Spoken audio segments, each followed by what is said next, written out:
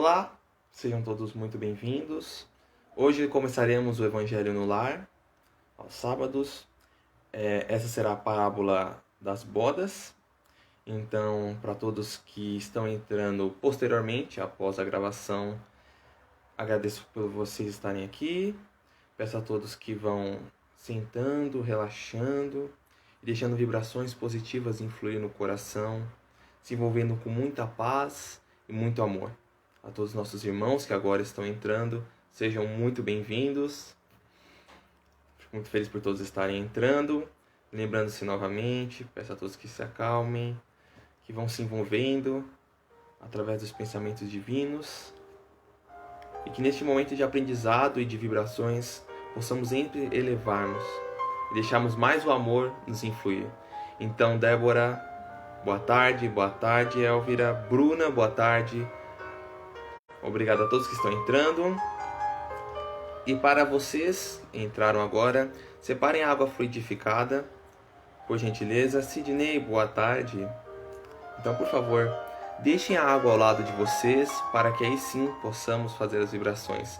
Cláudia, Cizenando Reis, boa tarde a todos.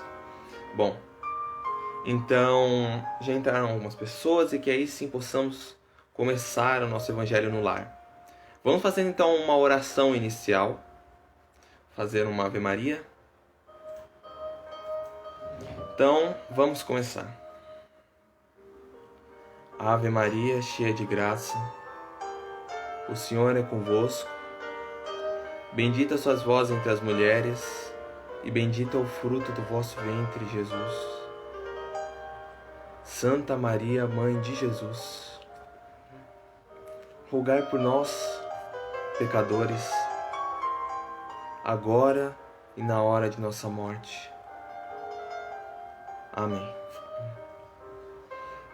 Bom, e que agora sim possamos começar a leitura do Evangelho.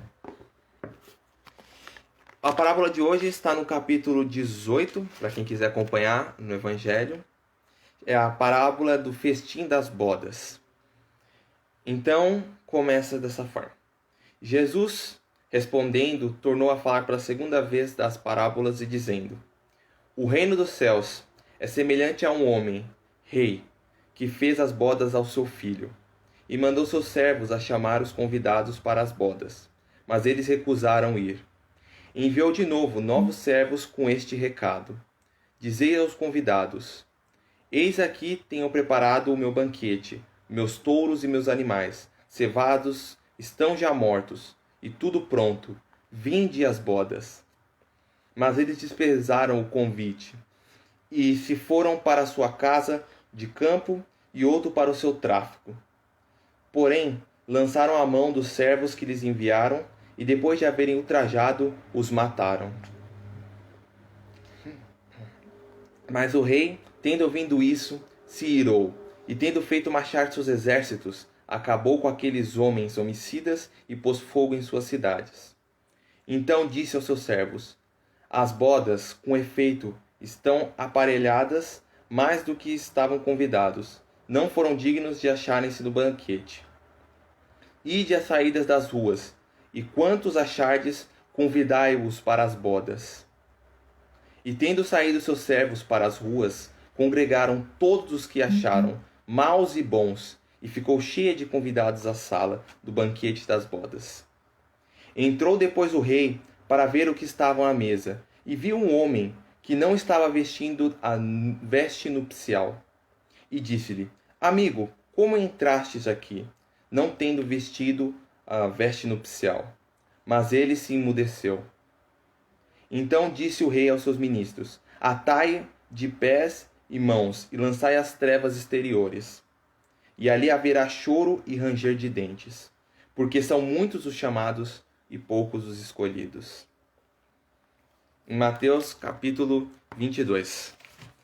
Bom, essa parábola das bodas, o que nós podemos levar em consideração sobre ela?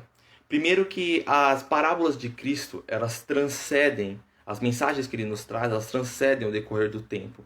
Então elas não se findam, não têm a única finalidade de passar um ensinamento para uma época ou para um povo específico, mas para todos que já se passaram com o decorrer de vários séculos, porque são leis imutáveis, leis eternas.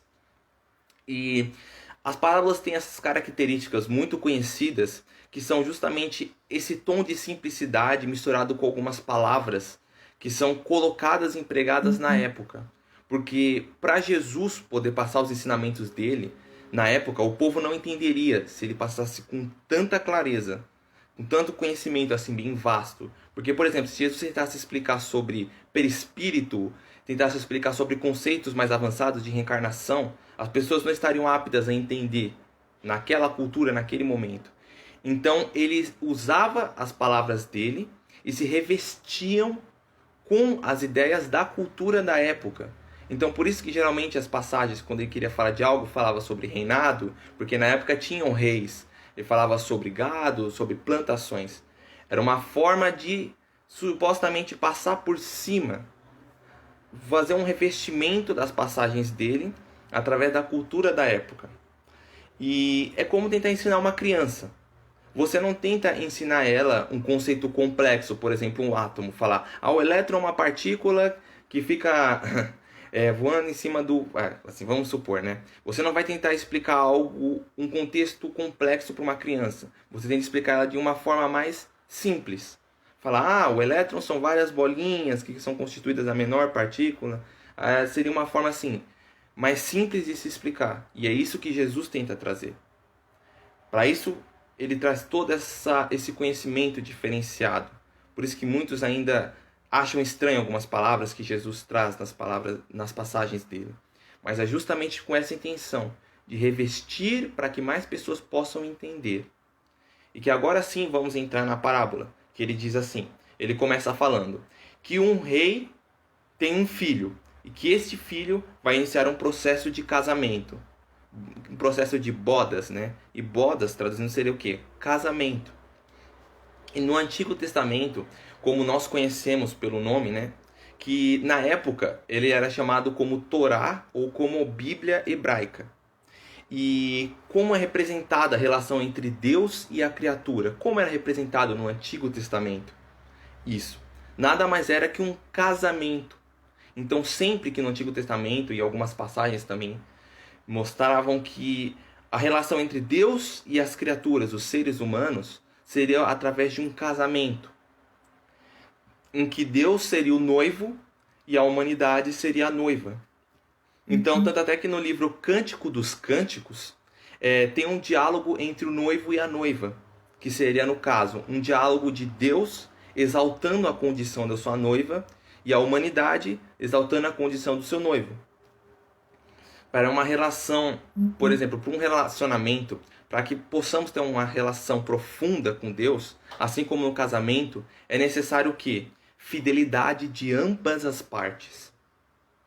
Então, essa é a garantia de uma relação firme entre o Criador e a criatura. É a comunhão plena entre os dois. Para que isso aconteça, é necessário que ambos sejam fidelidade, tenham essa fidelidade um com o outro, sejam fiéis.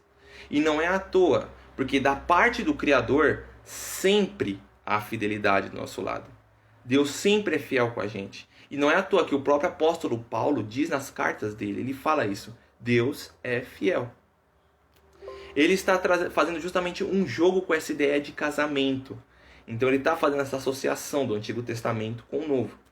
E daí a parte de Deus, então Deus sempre é fiel a nós. Ele sempre é fiel ao nosso lado. Ele nunca vai nos abandonar, nunca vai nos adulterar. Entendeu? Essa é a diferença. Por exemplo, o problema não está em Deus, mas o problema está em nós, na humanidade. Há uma alma humana, que seria, entre aspas, a noiva, assim, uma forma de se dizer, que muitas vezes é infiel e se afasta das leis divinas. Não fica presa a ela, mas se afasta. Se distancia do comprometimento, que é justamente esse casamento, essa harmonia, se distancia disso. E entendemos agora esse sentido figurado, e principalmente o sentido figurado que se passa sobre a mulher adúltera, tanto no Antigo Testamento como no Novo. Não estou dizendo a mulher adúltera que Jesus ajudou, não, aquilo era outra mulher. mas no sentido simbolismo das passagens, principalmente do Apocalipse, do Antigo Testamento, que fala justamente dessa mulher adúltera. O que seria ela? Que no caso seria a humanidade. A humanidade que se transviou, que não está mais ela está traindo o seu próprio noivo, que seria Deus. Os compromissos divinos. Por quê? Porque ela traiu seu Deus por deuses, por outros deuses. E quem seriam esses outros deuses que a própria esposa, a humanidade, traiu Deus? Os seus ídolos, o dinheiro, o poder, a fama. E todos os ídolos que nós criamos, esses ídolos ilusórios, e traímos Deus para o quê? Contemplarmos isso, essas condições temporárias, que são a riqueza, a fama, o dinheiro, idolatrando esse tipo de coisa e deixando de lado o nosso Pai. Essa é a ideia que essa parábola quer nos trazer.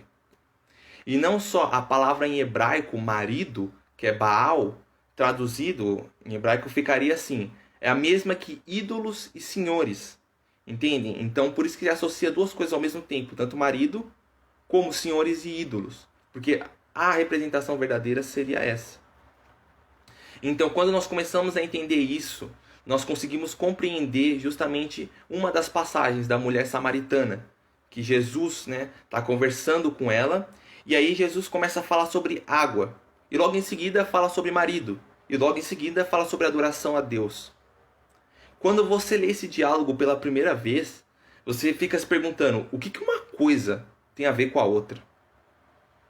Mas aí entendemos, e aí nós entramos em condição. No diálogo, Jesus pergunta para ela, quantos maridos você tem?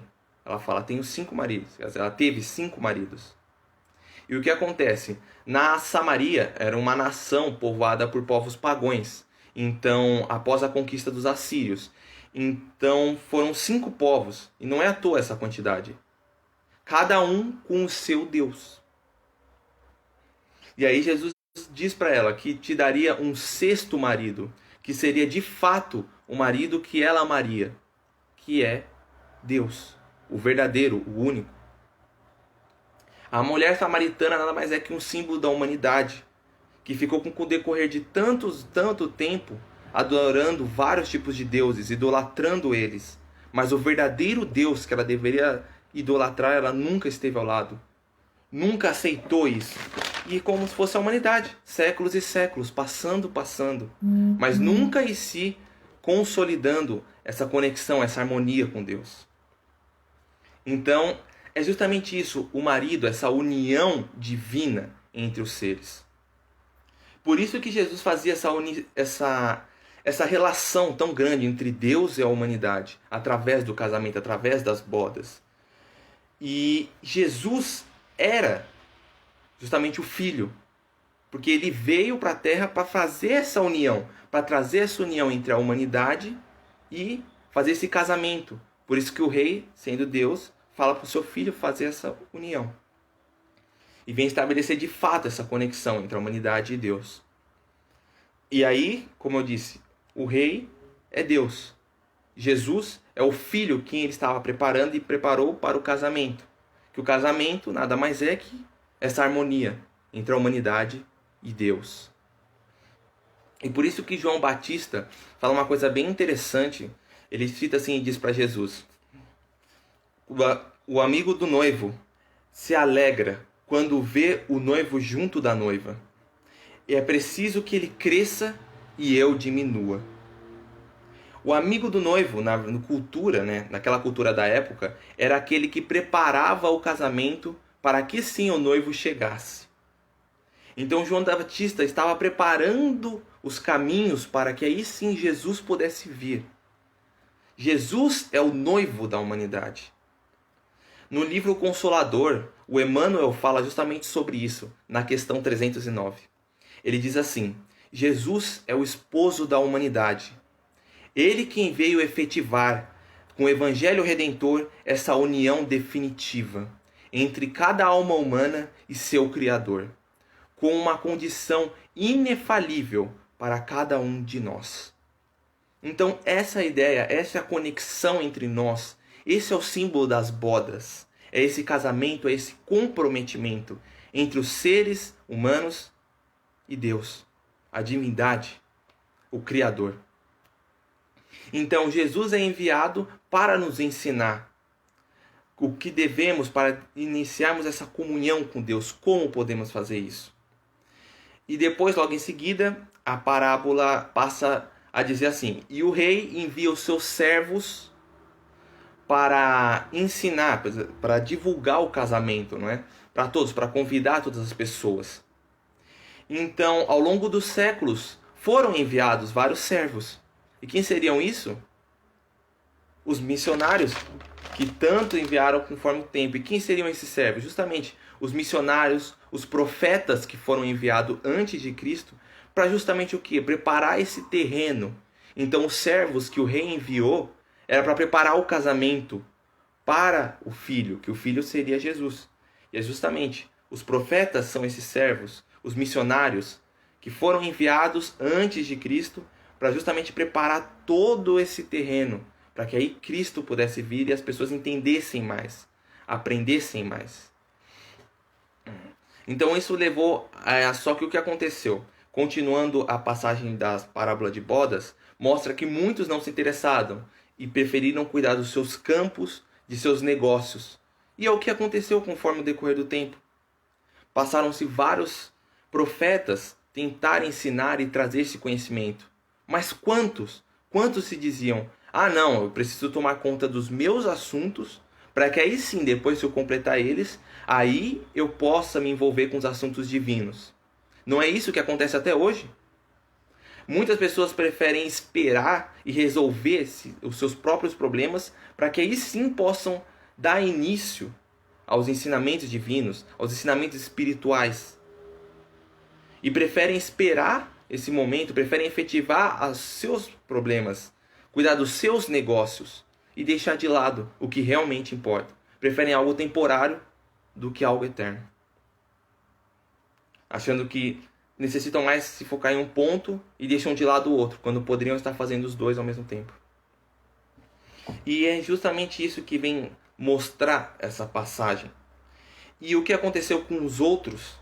A grande maioria dos servos, que podemos dizer os profetas, os missionários que passaram para ensinar, para trazer os ensinamentos de Jesus, além de serem ignorados por muitos, outros foram assassinados. E o que mais aconteceu, tanto com os seguidores de Jesus, com os discípulos, mortos, com os profetas também do Antigo Testamento? Foram todos mortos porque fala na passagem de bodas, né? Fala justamente isso. Enquanto outros servos foram mortos e foram açoitados, no sentido de que sofreram muito. Por quê? Porque isso vai contra a vontade de muitas pessoas. Então elas fazem o quê? Eu não quero que essa pessoa fique aqui porque ela está passando ensinamentos errados. Eu não quero que os outros aprendam isso. Então eu vou matar ela justamente porque ela está interferindo na minha forma de viver. E eu não quero isso. Então isso que aconteceu. Muitos profetas vieram para trazer as verdades divinas. Muitos, não só profetas, porque Jesus, ele é um missionário não só de Israel, mas do mundo todo. Ele é o mestre de tudo, do nosso planeta, claro. E ele justamente enviou não só missionários religiosos, mas cientistas também, como, por exemplo, filósofos conhecidos, Platão, Aristóteles. Quantos morreram porque iam contra os ensinamentos pregados da época? Tentavam ensinar algo a mais, iam contra, por exemplo, muitos profetas iam contra os ensinamentos que eram ensinados pelos religiosos da época, que era muito exterior, mas não efetivavam em si a mudança do ser. E aí eles se opunham contra isso e tentavam ensinar algo novo. E em consequência disso, muitos religiosos da época ficavam irritados e matavam esse profeta, que na verdade só estava tentando trazer a verdade. É o que aconteceu. Então essa parte dos servos seria justamente isso. Os servos tentaram trazer os ensinamentos, mas foram ignorados. E muitos outros foram mortos. Que seria uma analogia ao quê? Aos profetas que vieram, que o rei, que seria Deus, enviou esses profetas para preparar o terreno para que Cristo pudesse consolidar em si esse casamento com a humanidade. E aí, logo em seguida, tem uma passagem que diz justamente sobre a ira do Senhor.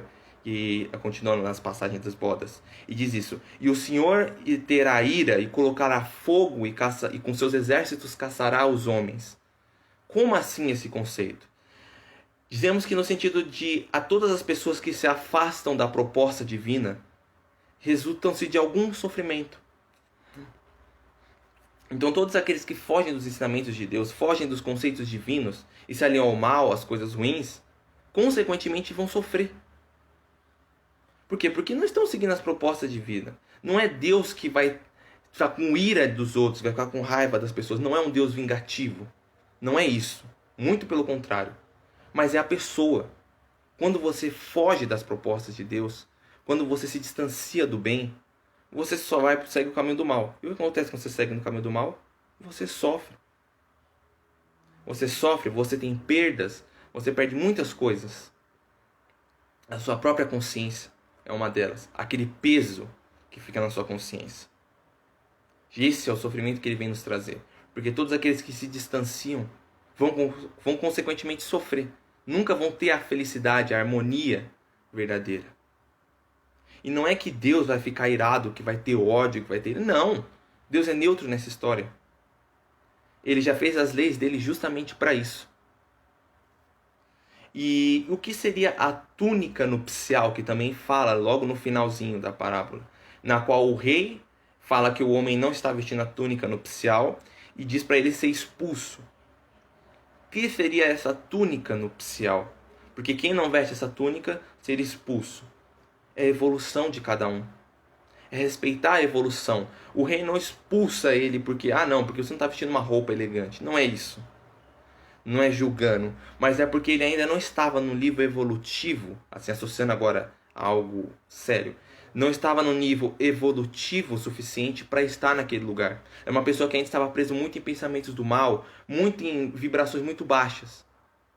Então não tem como você, por exemplo, deixar um ser maléfico, ruim, que ainda está consumido pelo mal, em um plano superior, porque ele não é apto a viver naquele ambiente, ele não é capaz de viver em harmonia com aquele local. Então o rei expulsa, mas não eternamente. Quando ele expulsa, não é expulsar eternamente, ele nunca mais vai poder voltar. Emmanuel diz uma passagem muito interessante que ele fala justamente dessa parte da parábola de bodas, que a veste nupcial nada mais é que semelhante ao perispírito. Ele precisa ser depurado para que aí sim possa ir para os planos mais superiores. Por quê? Porque enquanto você está com aquela veste densa, com seu perispírito denso, você não é capaz de ir para algo melhor. Então é justamente que mostra isso, que ele ainda estava findado na escuridão. E ele precisava de um trabalho próprio, que se invocar, a pureza, no sentido de trabalho, de evoluir, de trabalho através do bem, através das verdades divinas, aí sim, com trabalho e com esforço, conseguir finalmente poder ir para o casamento e poder ir para o reino do rei, que é Deus. Então ele não expulsa eternamente aquela pessoa. Quando o rei expulsa ela, não é para sempre, eternamente. Não, você é expulso, você vai ficar lá eternamente, nunca vai poder voltar. Não. Você foi expulso agora, porque agora você não está apto a isso.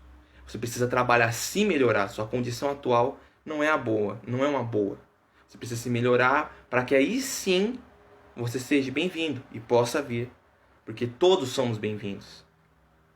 Cabe a cada um se melhorar para que poder ser convidado, conseguir consolidar essa veste nupcial em si.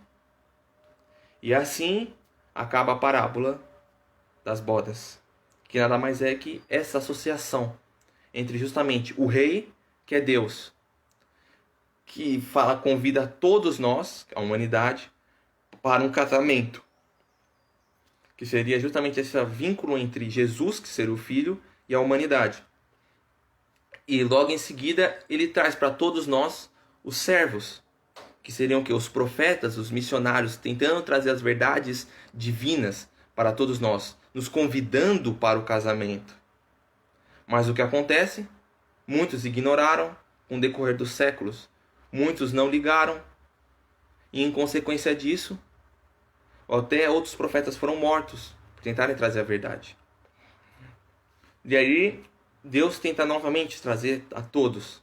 E ele convida vários, tanto bens como do mal. E aqueles que não tiverem a veste nupcial, que nada mais é que a pureza, que a mudança, que o entendimento, que a evolução. Que não consigam se findar na evolução, não vão poder adentrar. Mas não eternamente, vão ser expulsos. Mas que através do esforço, do trabalho próprio e da vontade, vão poder em si ir ao reino de Deus e poder participar desse casamento. Então seria mais ou menos isso a passagem da parábola de bodas. Eu agradeço a todos. E bom, agora vamos fazer uma prece final. Também é um momento de vibrações, então se vocês quiserem, podem escrever aqui nos comentários, tá? Em relação às pessoas que vocês querem que tomem algum passe, que necessitam de vibrações, escrevam os nomes. A equipe espiritual já está amparando a todos vocês. Estão sempre ao lado de todos, tá? Então os monges, as samaritanas estão sempre atendendo às nossas influências, então sempre estão ao nosso lado, nos auxiliando. Então o Sidney também escreveu sobre isso. Preenchendo com energias positivas em todos nós. Então, vamos nos elevar, vamos deixar esse amor nos influir. Quem precisar, escrevam aqui o nome dos seus parentes, deixem nos comentários, para que possamos fazer mais algumas vibrações para todos. E todos também, por favor, separem água fluidificada, quem ainda não separou. Para quem já separou, podem deixar ao lado. E vamos encerrar com uma prece, um Pai Nosso. Então vamos fazer esse Pai Nosso, consolidando muito amor e agradecemos ao nosso Mestre, ao nosso Pai Deus e ao nosso Mestre Jesus Cristo, por todos esses ensinamentos e por essa oportunidade que nos concederam, para que possamos evoluir e entrarmos nessa harmonia, com essa felicidade eterna ao lado de cada um deles. E também de todos nós, irmãos. Pai nosso que estais no céu, santificado seja o vosso nome. Venha a nós o vosso reino. Seja feita a vossa vontade, assim na terra como no céu. O pão nosso de cada dia nos dai hoje. Perdoai as nossas ofensas, assim como nós perdoamos a quem nos tem ofendido.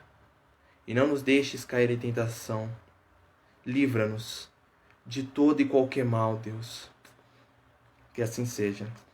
Graças a Deus. Bom, então agradeço a todos. Quem quiser, tiver alguma dúvida em relação a isso. Em relação ao estudo da Gênesis, já estamos programando. Por conta que, como é um livro um pouco complexo, ainda precisa ter... Eu preciso estudar, reler o livro novamente, então...